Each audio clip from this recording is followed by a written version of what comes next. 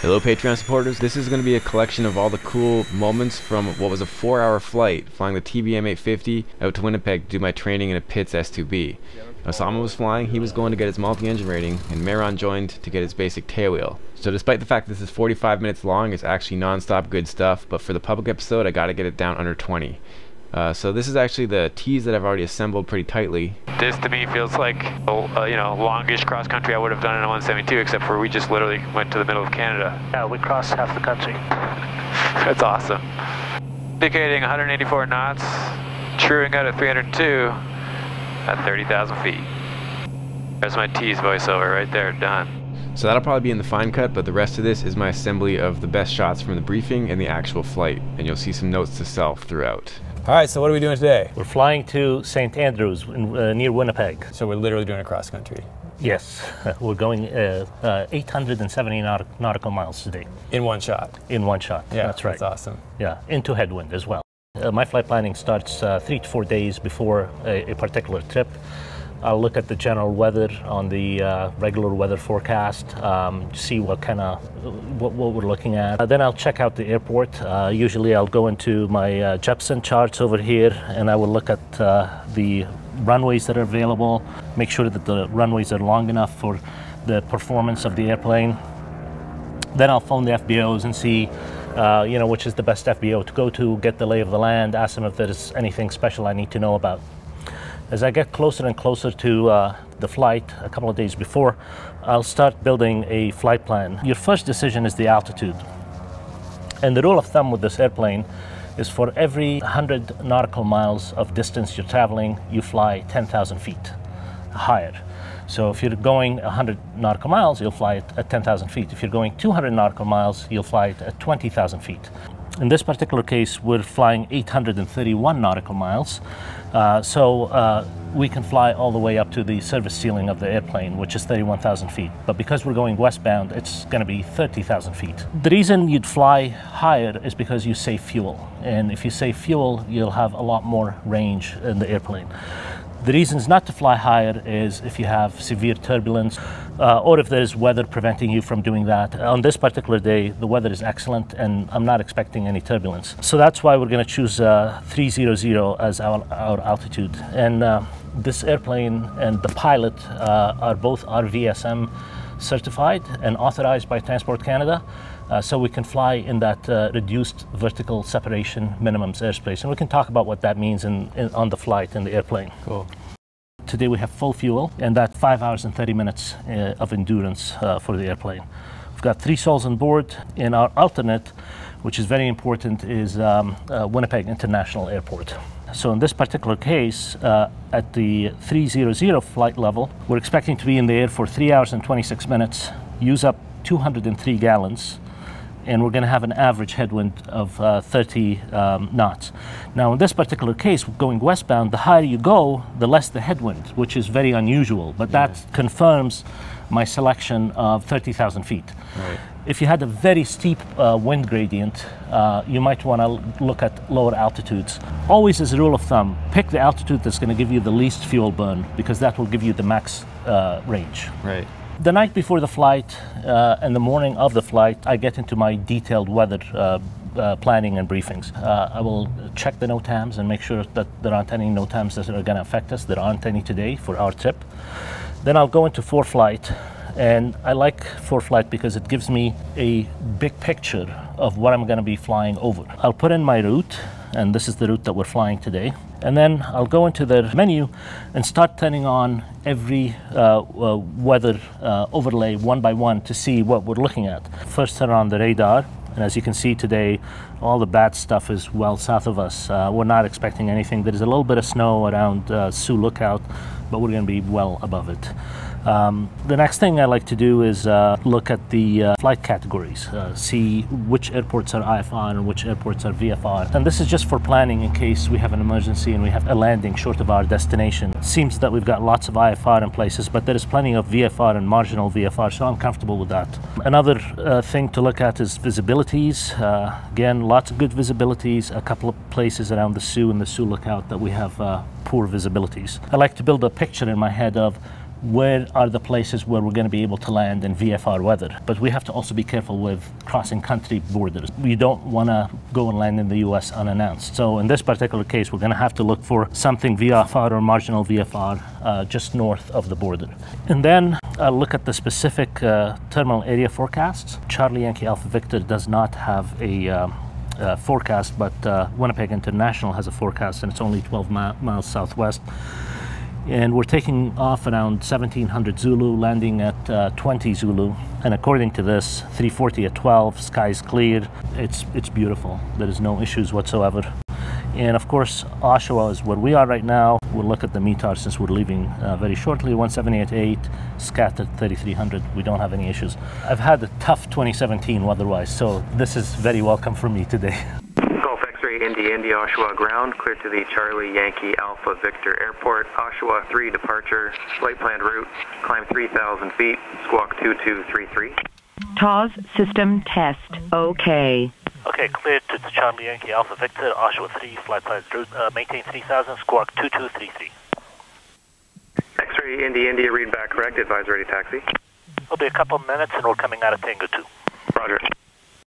We're going to be taking off runway 23, which is a 2,500 foot runway.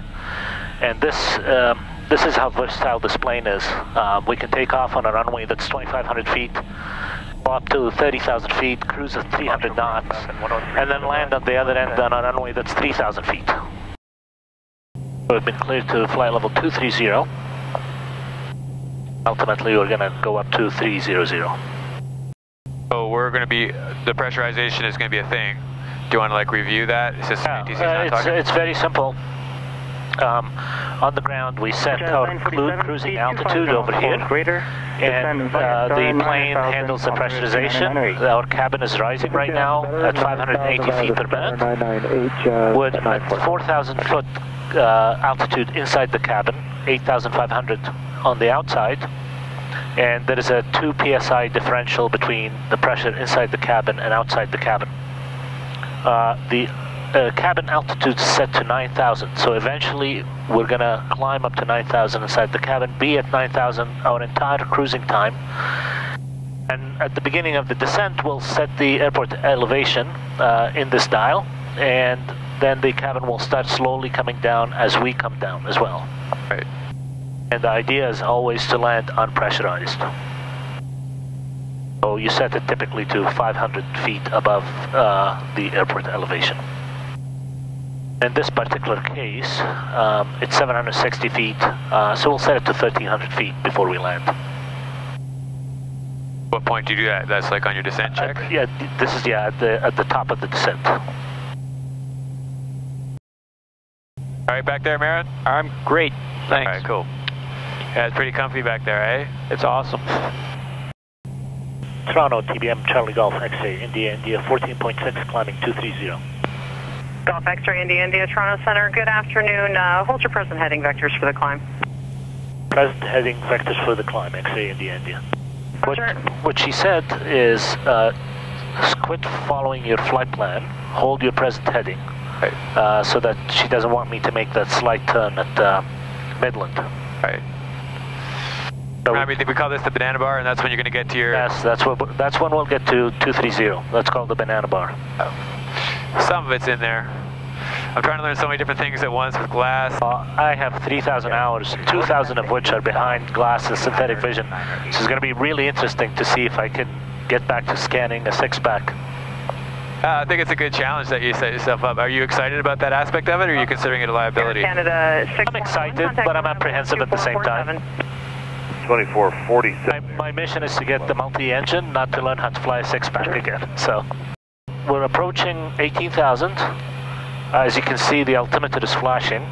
That's reminding us to go to standard barometer. And Bearskin 809, heading 340. Now we're in the flight levels. 340, Bearskin. And there's no altimeter, it's 2992 all the time. 4,000 be level. We've also crossed into Class A airspace. And everybody is IFR in Class A airspace. Yeah, it's the first time being above 18,000 in a cockpit.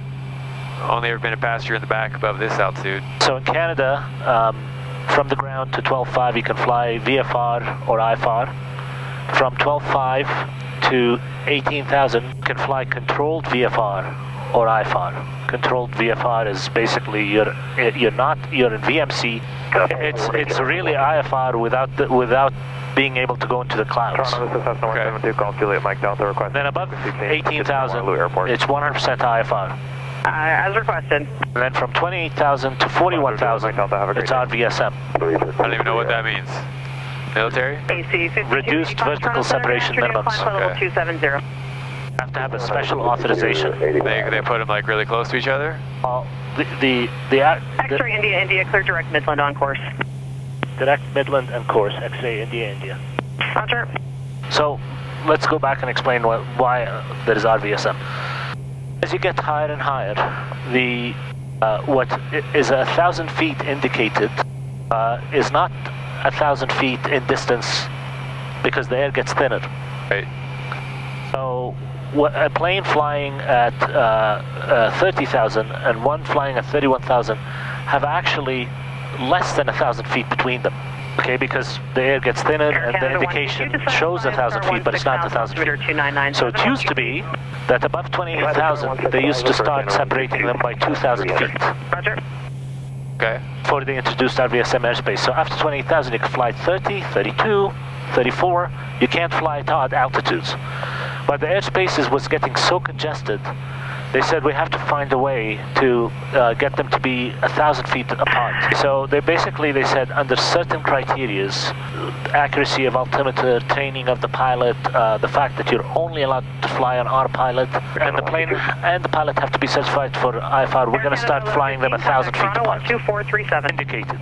Right. This here is your indicated airspeed, and this here is your true airspeed, and you can see almost 100 knots. Difference at this altitude. And this is where it matters, all that stuff that in ground school didn't seem to matter because it was so close when you're dealing with 3,000, 6,000 foot cruise and you're 172. That's right. This is where it matters. This stuff is so interesting. This thing is basically a mini airliner. I mean, everything it does is like an airliner, right? Okay, so we've got a couple of hours of the cruise over here, so I might as well give you a detailed tour of the cockpit. Starting with all the overhead switches, on my left here are all the controls for the exterior and interior lights, as well as your nav, strobe, and pulse lights for recognition. Contact Toronto 12122. Moving along, this is the master battery switch, so that's how you turn everything on. And this is the generator switch. And that's how you put the generator on, and you select the standby alternator if we happen to lose the generator. This is the starter switch. That's what we use when we start the engine. What's the candy cane reasoning for that? This is called a crash bar. It's meant so that you can, with one hand, turn everything off. Okay. Right before you ditch, or if you're going to have an off-airport landing. Ignitions are always kept in auto, so as soon as you hit the starter, the igniters go. But there are certain conditions like turbulence, or if you're flying in ice where you might want to select the ignition to on.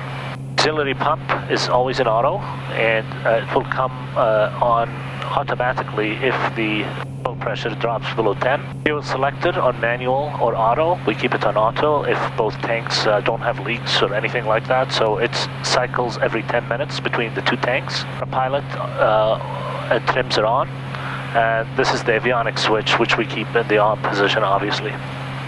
And this is the oxygen switch, master oxygen switch for the pilot and co-pilot, and we leave that on so that the quick donning masks have oxygen to them at all times. So that's the overhead switches. Moving down here, this is the autopilot head. We have two redundant primary flight displays, one for the pilot and one for the co-pilot, and they get all that information from two independent pitot-static systems and AHARS, as well as air data computers. And that's for redundancy in case one of those systems fail. In the middle here, we have our multifunction display. First thing is it has all the engine instruments, so the torque, the prop RPM, the gas generator speed, the internal turbine temperature, oil pressure, and oil temperature. In the middle here we have the cabin parameters. So right now the cabin is at 9,200 feet. with a pressure differential of 6.0 psi. This measures the pressure inside the oxygen tank, which we'll be using if we have a depressurization event. Fuel quantities, 119 in the left tank, 122 in the right tank. Fuel flow, we're burning 54 gallons an hour. Fuel pressure, 14.8 psi. Then you have your electrical system. The generator is producing 39 amps right now to power everything, and the battery is neither discharging or charging. Main bus is at 28.7 volts, and the emergency bus is at 28.2 volts. And finally, you have all your trim indications: elevator trim, rudder trim, aileron trim, and you also have the flap indication. This box is called the crew alerting system. If something goes wrong with the airplane, we will see the messages over here. And any crew alarm gets acknowledged from the master caution, master warning buttons over here. So you want this empty while you're flying. This keyboard is used to program the FMS. This is the pressurization control. From here we select the altitude that we'll be cruising at, and that will give us a corresponding cabin pressure, and then the system will maintain that cabin altitude during flight. I'm reading that as you have it dialed in for 9,000? That's right, and we're at 9,200, within a couple of hundred feet. And then it tells you there what it actually is. So that's what. So this is the selected is at 9,000, and the actual is 92. Got it. So that blue number is going to be the same as what's on this dial? That's correct, yes. In the newer airplanes, the TBM850, this has been eliminated, and it's completely managed automatically by the Garmins. This is the main power control, propeller control, and this is the engine low idle, high idle, and cutoff. I know it looks like a mixture, but it's not. Flap controls, and then the manual override for the power control. Tank selector, which is automatic, we do not touch it, other than every once in a while we may switch it prematurely just to make sure that the balance does not get out of 15 gallons. Now the MFD has many functions, which we can talk about right now. That's this one? Yes. Yeah. First function is it's a moving map, which is the view that we're in right now. We're on this magenta line, and that's the rest of our flight plan. It also allows you to put weather overlays. So as you can see, we have NextRad overlaid over here. We can see some snow and some mixed rain snow, a little bit of rain over here. We'll be on top of it, so that's not an issue. Let's go down to the US, because I remember when we reviewed the weather in the hangar, we saw a lot of bad weather. Some is yellow and some is red. So we would be, if we were flying in this neck of the woods, we'd be concerned that we might not be able to top some of those thunderstorms. The next thing you can do is you can view a big traffic map. So this is the same as the inset over here, but let's say you get alerted to some traffic and you want a better look at the traffic, and you have a larger radiuses over here that you can better. Golf X-ray, India, contact Toronto 13265, good day. 3265 X-ray, India. So the source of this weather that we're seeing over here is XM, satellite weather. And with XM, there is a delay in broadcasting to you, there's a delay in processing it. So the weather that you see from XM could be as much as 15 minutes old. Right. So it's really important to use the XM data, especially for radar, for NextRad, with a lot of caution, because you could be looking at a picture from 15 minutes ago, and things have changed and developed very differently from 15 minutes ago. If you're dealing with embedded thunderstorms, you sure don't want to try to skirt them based on that information. Based on that information. This is for strategic planning. You know, we know there is some bad weather over here. Maybe we should just, you know, go down 40 miles south of that and do something like this. If you come in close proximity of embedded thunderstorms, and you're in IMC, that means you can't pick your way through them by just looking out the window. The tool to use is this radar, onboard radar. So we'll go from standby to weather, and right now we are actively scanning using the onboard radar. So this will be real-time information. And obviously we don't have any weather ahead of us, but if we did have weather, it will be painting the weather in real time. That's awesome. How far away does the radar beam kind of give you? It's not very useful more than 40 miles away. So I usually keep the scale at the 40, and anything over 40 I'm using XM for. Right. We're far enough away that you don't need it in real time. You can just take the big picture from XM. All the stuff that we talked about on ForeFlight, on the iPad and the hangar is all available via XM weather. So we can put NextRad, which we saw on the main display. We can choose Echo Top. This will show you Cloud Top. Shows you the top of the echoes and the top of the clouds. 3522. You can put XM Lightning. You can show the cells and which way they're moving. You can look at segments and airments, METARs, freezing level. This is really neat. It shows you, it draws all the freezing levels. Wind. We're at flight level 300, so we'll push that in. This is the wind that we're experiencing right now. And it's actually 88, but it's showing we should only have 60. So the actual winds are much stiffer than what was forecast. What was forecast, like 60? I think so. Well, we'll look right now, I'll tell you. And we're dealing with almost 90. So we're very close to Sault Ste. Marie. So I'll tell you what they should have been. This is why you want to take a nav log with you, is because you want to compare and see what are you facing. And when you're facing stiffer headwinds, now we have less reserves. You got to monitor all of these things in flight. Over the Sioux, we should have seen a wind component of 55, and look what we have in your PFD. So the wind is much stiffer than was forecast. So let's look at the turbulence and see what this chart says. It says that we shouldn't see any turbulence. And because if you look at the legend, light is yellow, moderate is orange, severe is darker orange, and extreme is red. This is the coolest thing if you're a pilot and you're dealing with tackling weather. There's also a nice profile picture. It shows your airplane and shows the wind components. So we're supposed to, according to have 55, which is what was forecast, but unfortunately we have 75. But this shows you that at 32, actually the wind dies. If we go lower, the wind is the same. Our true airspeed dropped a teeny bit. We had it at 305 before, didn't we? Yeah, it fluctuates based on temperature and other factors. Then you have the waypoint page. We have set to Winnipeg to monitor the weather. So here is the METAR and the TAF for Winnipeg.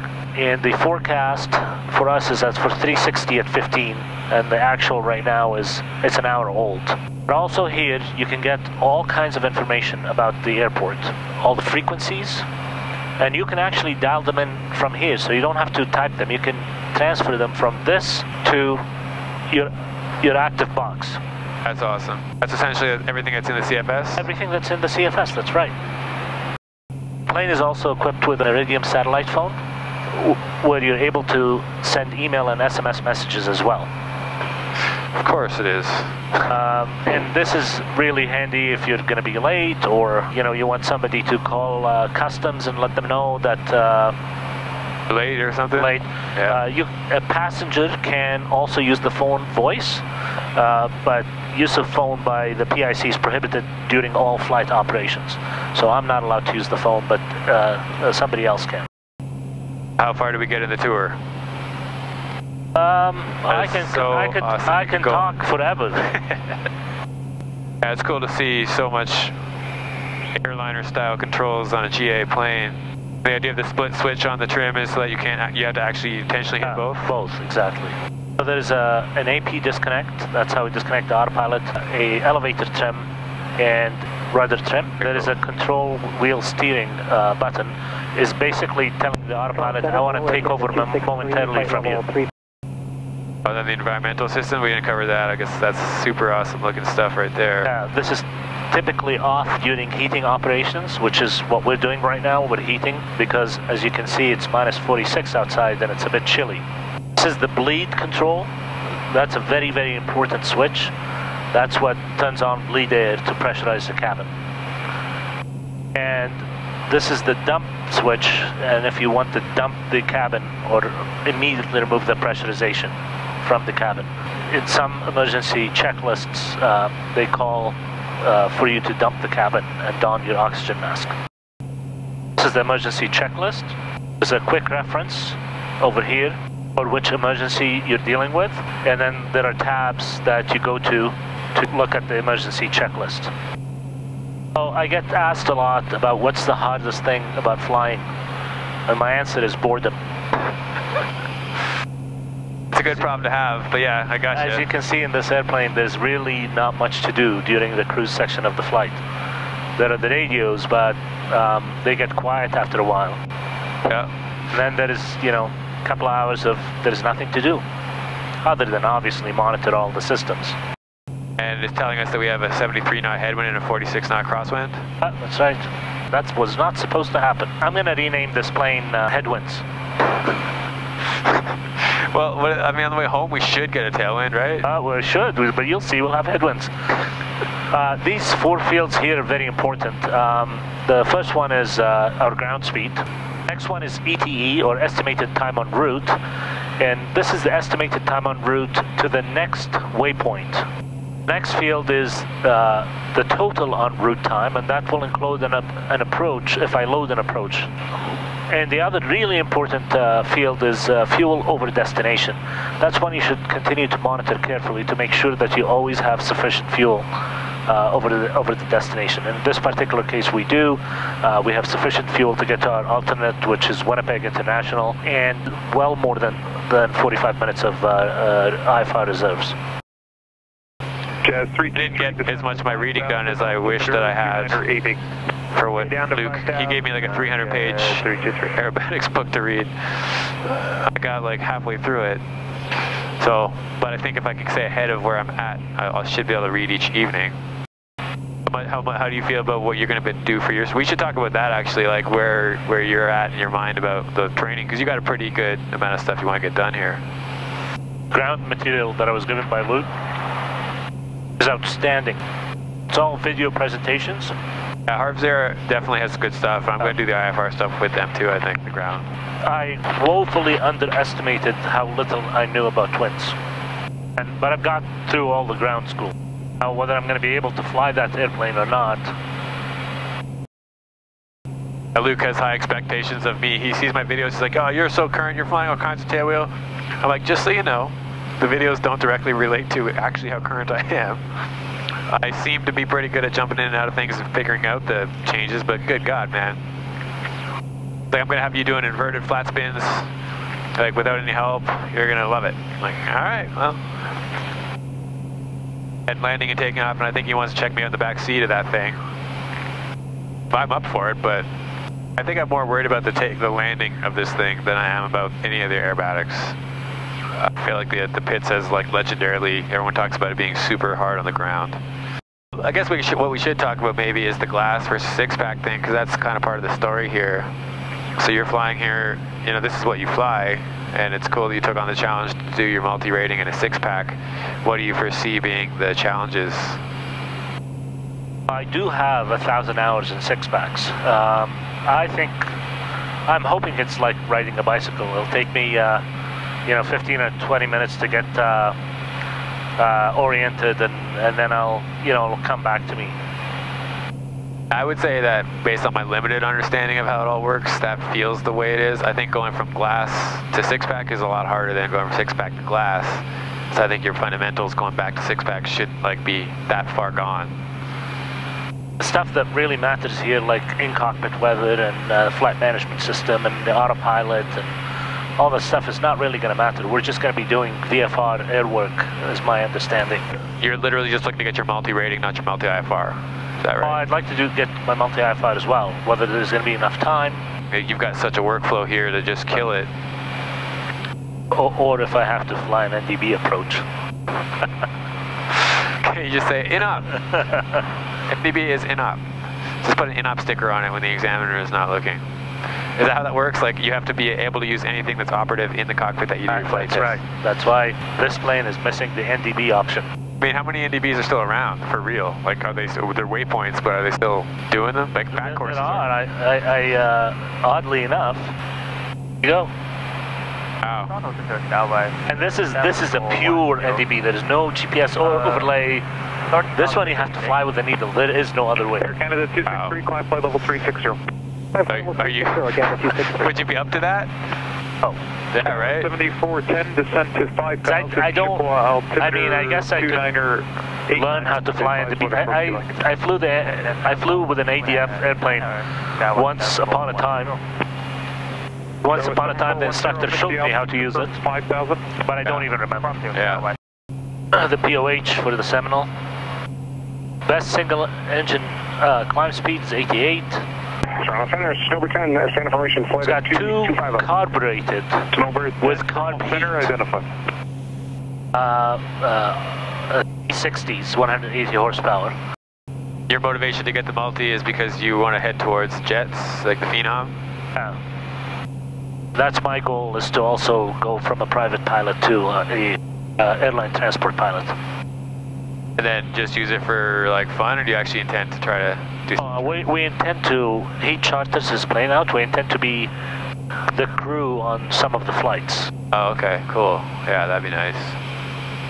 Yeah. Keep your chops sharp and actually do missions. How you doing back there, Marion? You're real quiet. You sleeping? You're all right? No, I'm just enjoying the ride. All right, cool, man. It's phenomenal. That first class cabin back there. Let's talk a little bit about a midway check. So we've been flying around for a couple of hours right now, and what I'd like to do every hour, or every couple of hours at the very least, is look at my nav log and do kind of a midway check to see how we're doing against our flight plan. We're on track from a wind perspective now. We weren't before. And total fuel burn by this time, between 200 and 300, is between 113 and 134. So that's what, roughly 120 is what we should have burned to date. And if we go back to system here and look at fuel, and fuel used 122, so we're definitely on track. Nice. So I'm feeling good about this flight. One of the things we want to do is put a 0 HEL in here so that it can calculate our top descent. Oh, it does it all for you. That's sweet. It doesn't feel like we're going all the way to Winnipeg, does it? Winnipeg Center. Oh. You know, I do a weight and balance for every single flight, and I file it.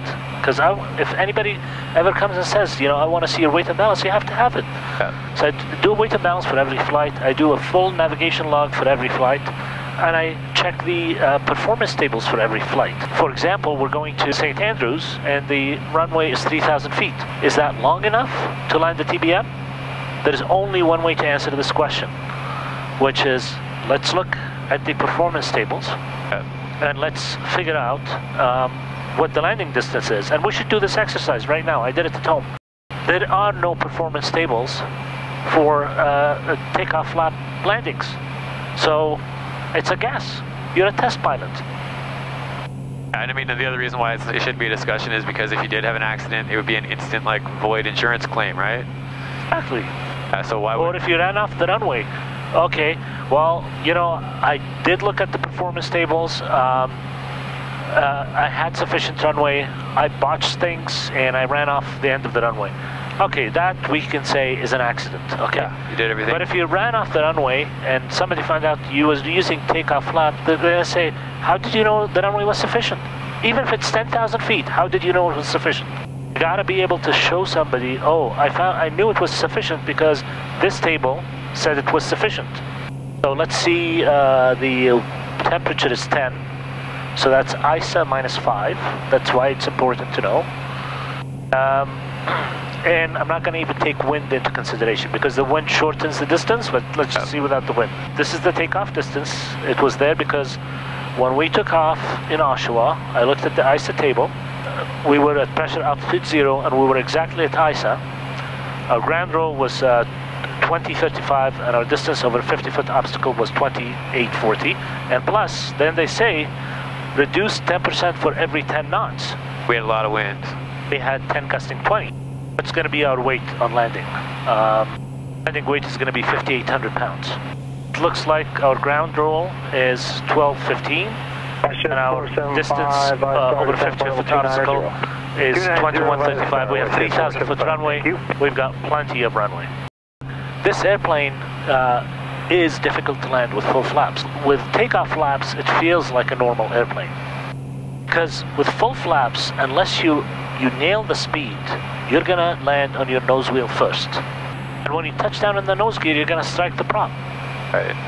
So they go hand in hand, speed control and full flaps. The reason the FAA allowed them not to have takeoff flap performance tables is because they said, well, we're not gonna let our pilots land with takeoff flaps. This is Sanders Airport Information Foxtrot. Tower observed weather at 1940 Zulu. Winds are 330 at 12, gusting 20. Cav OK. Altimeter 3003. Landing departing runway 36. Inform ATC you have received information Foxtrot. Okay, this is actually only 15 minutes old. The wind is 330 12, gusting 20. And they're landing runway 36. I would have thought they'd be landing runway 31.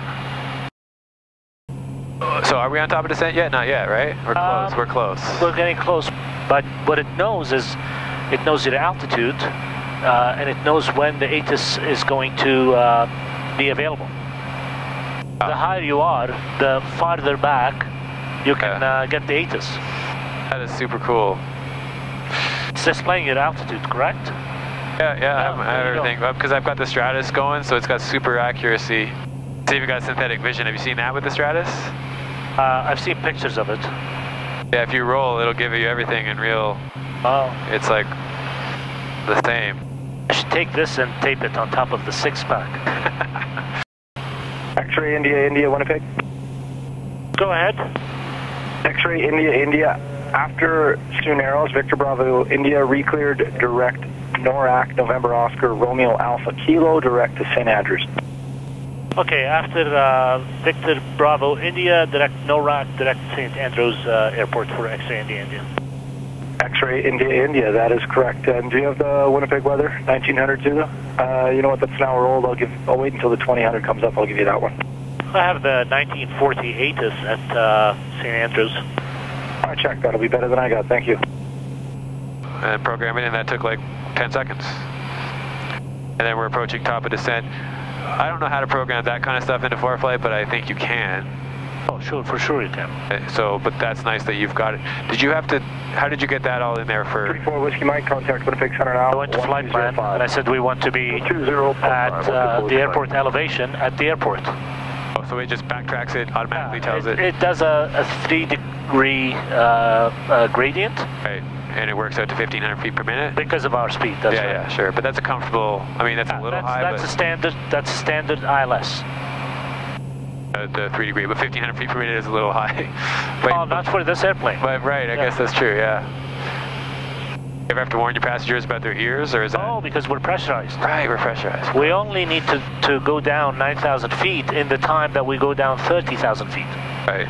So the plane will not descend faster than 600 feet per minute.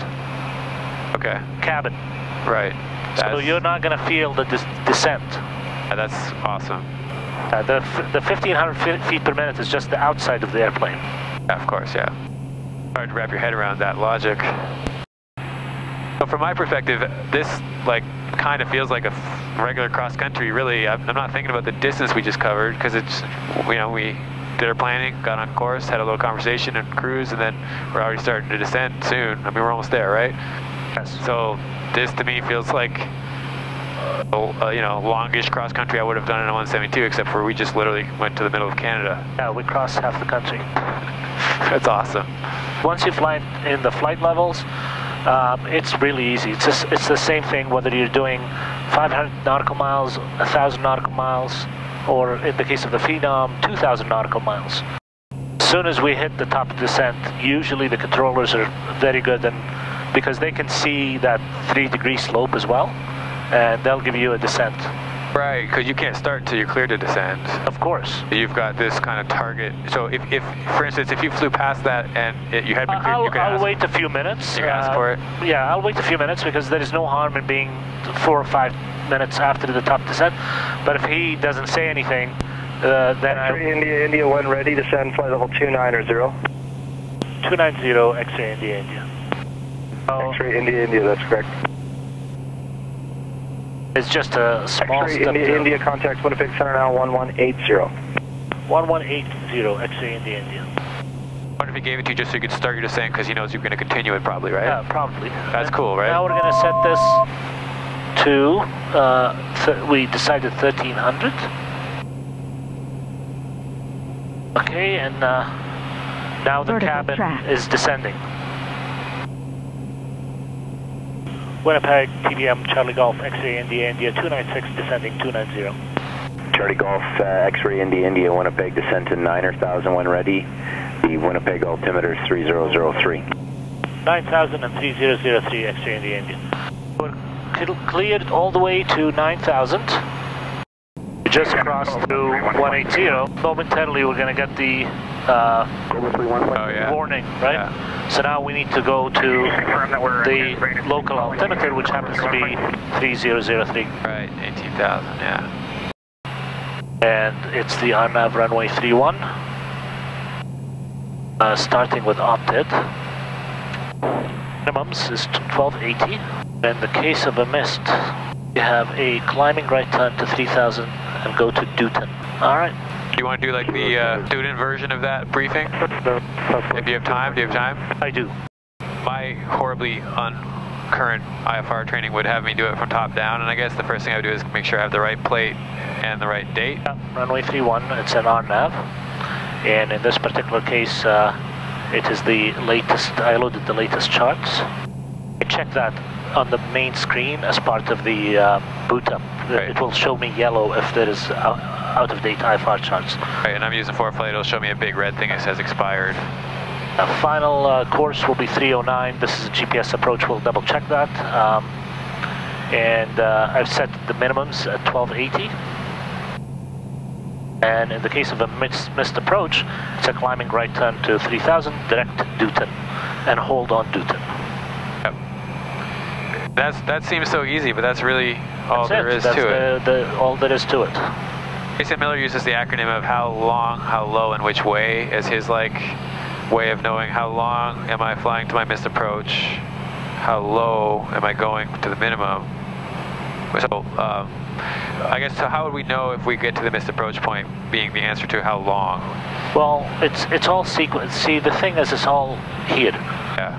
Fill it in when you're loading the approach, and it's all available for you over here. So I have this window with the flight plan over here, and it will tell me when we reach the missed approach point, and you will hear the word minimums. Minimums. The RNAV, runway 31 at St. Andrews, not below 3000 until opted.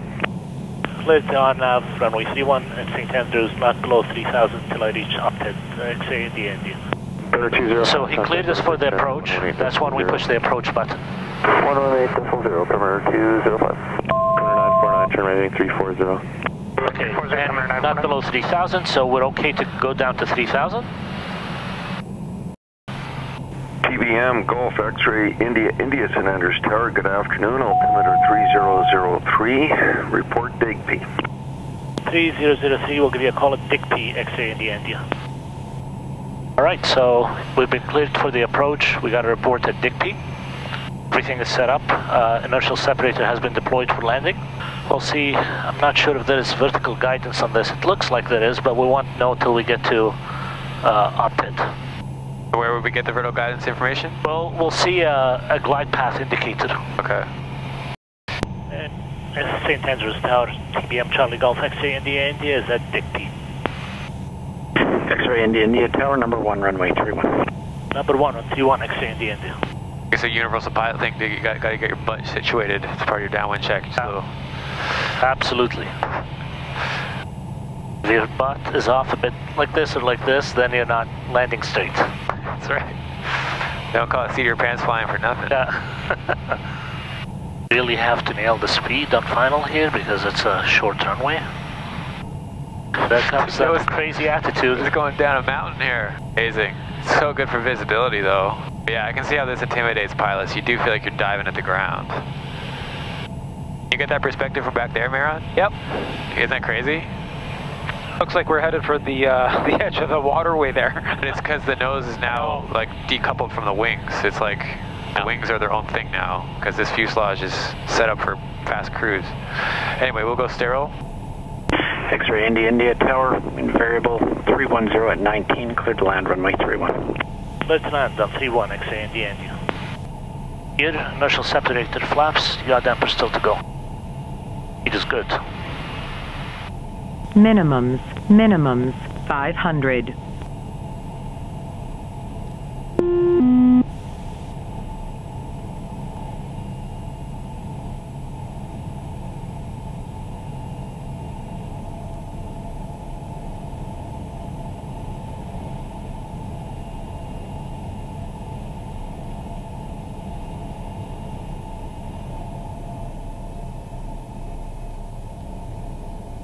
Airspeed.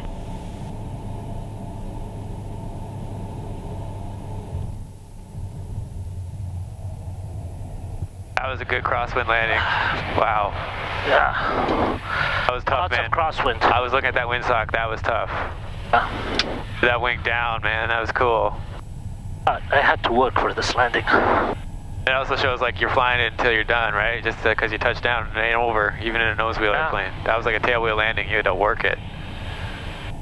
What was the gust factor there, do you figure? I don't know, he said 19. Then he said variable, so... I thought direction was variable. Was he talking about gusting variable? Oh, No, the direction is variable. Yeah, it's that's 19. That's the problem. So we got It's a shift, yeah. shift that I had to work hard to correct for. Yes.